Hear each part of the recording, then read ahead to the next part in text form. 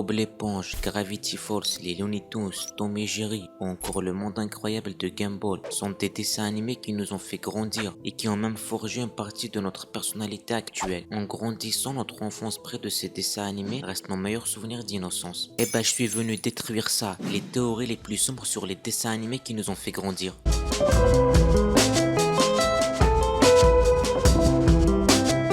Parlons de Bob l'éponge. Bikini Bottom est le résultat des tests nucléaires et des déchets radioactifs. Alors je sais, la théorie est très connue, mais je vais aller encore plus loin. La première chose qui fait penser à cette théorie, c'est regardez les personnages. Une éponge qui part, des poissons avec des pieds. Et le nom de Bikini Bottom ressemble beaucoup à l'île de Bikini Atoll, dont les USA se sont servis pour faire des tests nucléaires. Les habitants se sont même plaints et ont été évacués suite aux déchets radioactifs laissés là-bas. Un autre épisode qui appuie la théorie, c'est l'épisode d'une tarte mortelle. Carlo le calamar offre une tarte à Bob l'éponge qui est en fait une bombe. Et dès que la tarte tombe, ça fait ça.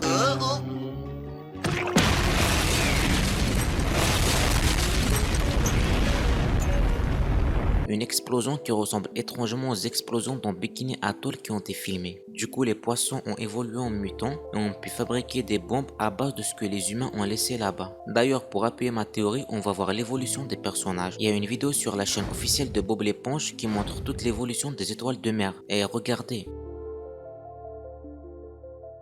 Vous pouvez pas me dire qu'il n'y a rien de radioactif là. D'ailleurs, l'homme sirène et Bernard l'ermite sont deux anciens habitants de Bikini Atoll qui ont été infectés par les déchets radioactifs et qui ont muté. Et Bikini Bottom semble pas être la ville la plus infectée. En effet, la ville la plus infectée semble être Rock Bottom, une ville sans soleil et l'écosystème détruit par les déchets radioactifs. Non mais sérieusement, regardez la gueule des personnages qui vivent là-bas.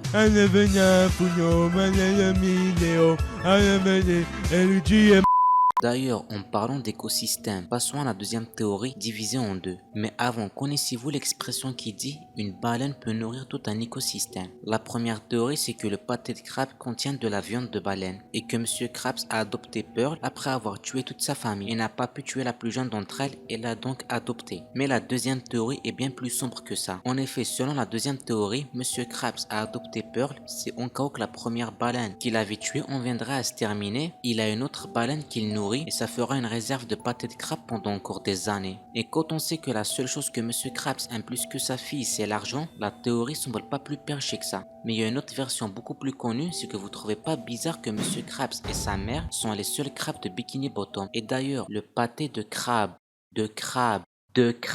ça y est, vous avez pas besoin d'un dessin non plus.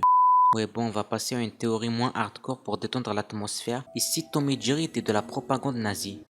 Bah quoi, moi ça me détend. En effet, pendant la Première Guerre mondiale, les soldats britanniques étaient appelés les Tommies et les soldats allemands étaient appelés les Jerrys. Vous commencez à voir le lien? D'ailleurs, Tom et Jerry a été créé en 1940. Et là, vous le voyez le lien? Et j'avais parlé de propagande nazie. Et bah justement parce que le méchant présenté dans l'histoire était Tom qui essaie de tuer Jerry, mais Jerry était toujours plus malin et déjouait tous ses plans. Tout comme pendant la Seconde Guerre mondiale, le dessin animé cherche à dédiaboliser l'Allemagne nazie. D'ailleurs, il y a une autre théorie sur à peu près le même thème. Les Schtroumpfs sont des suprémacistes blancs. En effet, les créatures bleues portent tous un bonnet blanc pointu, à l'exception de leur chef qui porte un bonnet pointu rouge, tout comme le style vestimentaire du Ku Klux Klan. Et ça va vous tenir le coup parce que là on va descendre encore plus profond. Et là on va s'attaquer à un gros morceau. Courage le chien froussard. Je comprends pas comment ce dessin animé passait sur des chaînes comme Boomerang ou encore Cartoon Network. Tout est glauque dans ce dessin animé. L'animation, les décors, le thème, les monstres, c'est clairement pas fait pour les enfants. Mais saviez-vous que la série est peut-être inspirée de faits réels? Au Mexique, un couple âgé vivait dans un désert au beau milieu de nulle part avec leur chien. Ils avaient l'habitude de signaler des événements étranges et paranormaux jusqu'au jour où ils ont disparu en laissant aucune trace à part leur chien. Et le plus étrange, c'est que la maison ressemble beaucoup à celle du dessin animé et même le couple en vrai. Bon, la deuxième théorie est un peu moins violente. En gros, d'après cette théorie, toutes les visites que le couple a eues étaient des gens normaux. C'est juste que Courage, qui a vu ses parents envoyés dans l'espace, qui a été abandonné à la naissance et qui a vécu avec un maître tyrannique qui le maltraitait, a développé une imagination et une hyperactivité suite à tous ces traumas. En effet, le couple ne semble pas effrayé par les nombreuses visites qu'ils ont eues. Et Courage, qui a vécu et connu qu'avec ses deux maîtres, voit tout le monde comme une menace. C'est bon, vous avez pu respirer? Parce que là, on va s'attaquer aux dernières théories. Où se situe exactement l'endroit où habite Courage? Et ben, il y a deux théories sur ça. La première, c'est que l'endroit où habite Courage et ses maîtres se situe à côté d'une brèche ouverte qui lie le monde normal et le monde surnaturel d'où viennent toutes ces créatures. Et quand on sait que la région est toujours surveillée par le gouvernement, la théorie théorie semble pas si perchée que ça. D'ailleurs, Courage vient peut-être même de cette dimension-là, quand on voit par exemple qu'il peut se transformer en dragon ou en serpent. Et la deuxième théorie, c'est que Courage se passe dans un monde post-apocalyptique, et tous les monstres qu'il y a eu sont en fait des animaux ou des humains qui ont muté. Et quand on voit les décors de la série,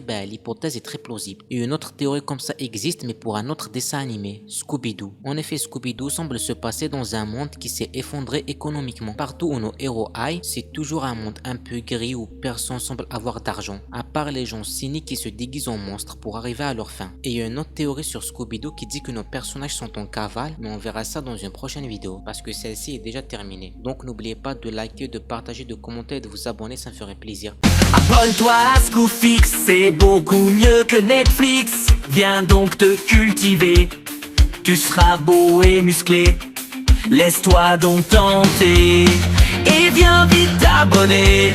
On accepte même les gonner.